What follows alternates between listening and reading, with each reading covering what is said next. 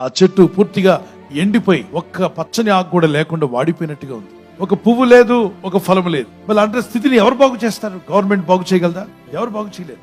పైన దేవుడు చక్కని వర్షాలు కురిపించినప్పుడు ఎండిపోయినటువంటి కూడా పచ్చగా మారిపోతాయి.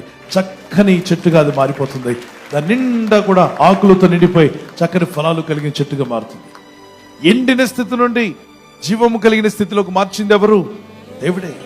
నీ స్థితి కూడా ఒకవేళ ఎండిపోయిన చెట్టు వలె ఉన్నట్లయితే, అన్ని విధాలుగా పాడైపోయింది నా జీవితం, పాడైపోయిన స్థలంలో ఉన్నట్టుగా ఉన్నాను, నా పరిస్థితి ఆ విధంగా ఉంది, నా కుటుంబ పరిస్థితి ఆ విధంగా ఉంది. కొందరు ఆర్థికంగా ఎండిపోతే మరి కొంతమంది ఆరోగ్యంలో ఎండిపోయారు. ఈ వాగ్దానం ఎత్తి ప్రార్థించండి. ప్రభా, పాడైపోయిన స్థలంలో ఉన్న వారిని బాగు చేస్తాన్నావుగా తండ్రి. నువ్వు ప్రార్థించు. God is the one who restores your life. God can restore your financial matters. God can restore your family matters. God can restore anything that is ruined. పాడైన స్థలంలో నువ్వు బాగు చేయవాడు నేనే అన్నాడు.